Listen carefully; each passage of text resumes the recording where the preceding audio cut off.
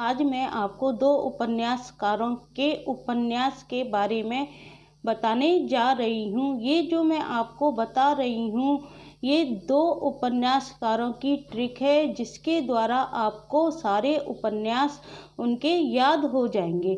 सबसे पहले मैं आपको इलाचंद जोशी के उपन्यासों को याद करने की ट्रिक बताने जा रही हूँ, जो कि मैंने खुद ने स्वयं ने बनाई है। देखो, इलाचंद जोशी के उपन्यासों को याद करने की ट्रिक क्या है। देखो, एक इला लड़की थी जिसको क्या कहते थे, पर्दे की रानी भी कहते थे। एक कौन थी, इसको हमको एक कहानी के माध्यम से याद करना पड़ेगा। उस कहानी को यदि हम दिन रात देखेंगे, अपनी नज़रों के आगे से निकालेंगे, तो हमको इलाचंद जोशी के सारे उपन्यास याद हो जाएंगे। देखो, मैंने वो कहानी किस तरह से बनाई है। देखो, एक इला नाम की लड़की थी जिसको कि क्या कहते थे, जिसे पर्दे की रानी कहते हैं। उस पर क्या था, प्रेत की छाया थी।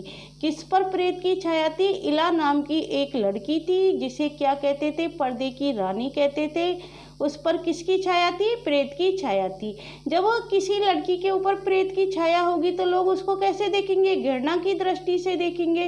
तो लोग उसको किस दृष्टि से देखते थे? घृणा की दृष्टि से देखते हैं। तो लोग इला को किस दृष्टि से देखते थे? घृणा की दृष्टि से, जिसे क्या कहते थे, पर्दे की रानी कहते थे। और उस पर किसकी छाया थी? प्रेत की छाया थी। लोग उसे किस दृष्टि से देखते थे? घृणा की दृष्टि से देखते थे। इसलिए वह क्या करती है, वह जिप्सी पर बैठकर किसके पास जाती है? सन्यासी के पास गई। इसलिए वह जिप्सी पर बैठकर किसके पास गई? सन्यासी के पास गई। जब वह सन्यासी के पास गई तो सन्यासी क्या बोला? सुबह के भूले, अब तुमको भूत का भविष्य क्या बताऊं। उसको सुबह के भूले क्यों बोला सन्यासी ने? क्योंकि उस पर प्रेत की छाया थी। तो सन्यासी उस इला से क्या कहता है कि सुबह के भूले, अब तुमको भूत का भविष्य क्या बताऊं, कि भूतकाल में तुम्हारे साथ क्या घटा था जिसके कारण तुम पर क्या हो गई थी, प्रेत की छाया मंडरा रही है। तो सन्यासी क्या बोला? सुबह के भूले, अब तुमको भूत का भविष्य क्या बताऊं। तुम्हारा जो ऋतु चक्र है उस पर कौन सवार है? जहाज का पंछी सवार है। इला से सन्यासी क्या कहता है? तुम्हारे ऋतु चक्र पर कौन सवार है? जहाज का पंछी सवार है। इसलिए क्या करो, तुम मुक्ति पथ पर चलो। इसलिए तुम क्या करो, मुक्ति पथ पर चलो। तो अब देखो, इलाचंद जोशी के उपन्यास कौन कौन से हैं। तो हमको इस कहानी के द्वारा क्या हो गए, इलाचंद जोशी के उपन्यास याद हो गए। और ये कहानी क्या है, मैंने बिल्कुल लिंक बैठाई है कहानी की। इस कहानी को आप 3-4 बार भी पढ़ोगे तो आपको आसानी से याद हो जाएगी। देखो, इला से क्या हो गया, इलाचंद जोशी के ये उपन्यास है। पर्दे की रानी, जिसे पर्दे की रानी कहते हैं। इलाचंद जोशी के उपन्यास का क्या नाम है? पर्दे की रानी। उस पर प्रेत की छाया है। दूसरे उपन्यास का क्या नाम है? प्रेत की छाया। लोग उसे घृणा की दृष्टि से देखते हैं। तीसरे उपन्यास का क्या नाम है? घृणामयी। इसलिए वह जिप्सी पर बैठकर, जिप्सी क्या है? चौथे उपन्यास का नाम है। किसके पास गई? सन्यासी के पास। सन्यासी क्या है? 5वें उपन्यास का नाम है। सन्यासी क्या बोला? सुबह के भूले। छठे उपन्यास का क्या नाम है? सुबह के भूले। अब तुमको भूत का भविष्य क्या बताऊं। भूत का भविष्य क्या हो गया? उनके 7वें उपन्यास का नाम हो गया। तुम्हारे ऋतु चक्र पर जहाज का पंछी सवार है। 8वें उपन्यास का क्या नाम हो गया? ऋतु चक्र। और 9वें उपन्यास का क्या नाम हो गया? जहाज का पंछी। और 10वें उपन्यास का क्या नाम हो गया? मुक्ति पथ। इसलिए मुक्ति पथ पर चलो। अब देखो, मैंने इसके उपन्यास लिख दिए हैं। पहला उपन्यास क्या है? पर्दे की रानी। दूसरा कौन सा हो गया? प्रेत की छाया। तीसरा कौन सा हो गया? घृणामयी। चौथा कौन सा हो गया? जिप्सी। 5वां कौन सा हो गया? सन्यासी। छठा कौन सा हो गया? सुबह के भूले। 7वां कौन सा हो गया? भूत का भविष्य। 8वां कौन सा हो गया? ऋतु चक्र। 9वां कौन सा हो गया? जहाज का पंछी। और 10वां कौन सा हो गया? मुक्ति पथ। इस कहानी को आप 10 बार पढ़ोगे तो आराम से याद हो जाएगी। इला को क्या कहते हैं? पर्दे की रानी कहते हैं। उस पर क्या था? प्रेत की छाया थी। जब प्रेत की छाया होती है तो लोग किस दृष्टि से देखते हैं? घृणा की दृष्टि से देखते हैं।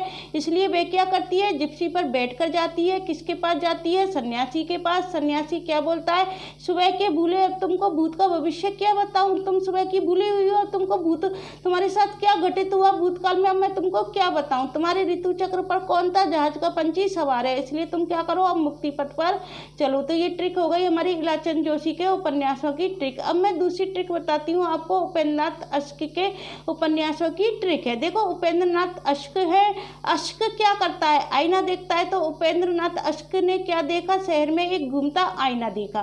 क्या देखा उपेंद्र नाथ अश्क ने, शहर में घूमता आईना देखा, जिसमें क्या देखी, उस आईने के अंदर उसको क्या दिखाई दी कि सितारों का खेल खेला जा रहा है, और सितारों के खेल के बीच में क्या हो रही है, दीवारें क्या कर रही हैं, गिर रही हैं। अश्क ने घूमते आईने में क्या देखा कि सितारों के खेल खेला जा रहा है और उसमें क्या हो रहा है, दीवारें गिर रही हैं। गिरती दीवारें एवं सितारों का खेल देखा, जिनकी क्या थी, बड़ी बड़ी आंखें थी। जो सितारों का खेल खेल रहे थे उनकी कैसी आंखें थी, बड़ी बड़ी आंखें थी, जो किस में तब्दील हो गई थी, गर्म राख में तब्दील हो गई थी। फिर क्या हुआ, पत्थर अल पत्थर पर एक पत्थर था बड़ा सा, उस पर क्या नजर आई, एक नन्ही कंदील नजर आई। तो ये किसके उपन्यास हो गए, अश्क के। कौन सा अश्क, उपेंद्र नाथ अश्क। तो हम आसानी से याद कर सकते हैं, ये मैंने किसकी तर्ज पर बनाई है कहानी या कविता, ये कविता है, मैंने किसकी तर्ज पर बनाई है, मुक्तिबोध की अंधेरे में आपने कविता देखी होगी।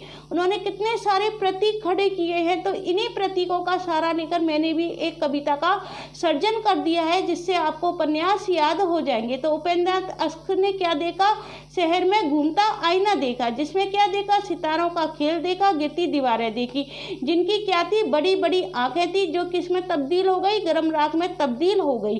फिर उन्होंने क्या देखा, पत्थर अल पत्थर पर एक नन्ही कंदील उनको नजर आई। तो इनके उपन्यास कौन से हो गए, गिरती दीवारें हो गया, शहर में घूमता आईना, सितारों का खेल, बड़ी बड़ी आंखें, गरम राख, एक नंदी कंदील और पत्थर अल पत्थर। तो गाइस आज मैंने आपको 2 उपन्यासकारों के उपन्यास पूरी तरह से याद करा दिए हैं।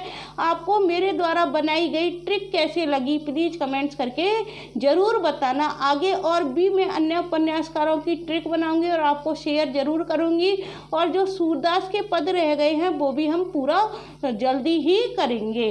यदि आपको ये वीडियो अच्छी लगती है तो इसे अन्य छात्रों के लिए शेयर करना मत भूलना, और मेरे चैनल को लाइक, और जिन्होंने सब्सक्राइब नहीं कर रखा सब्सक्राइब करना मत भूलना, और इस वीडियो को शेयर करना मत भूलना। Thank you guys.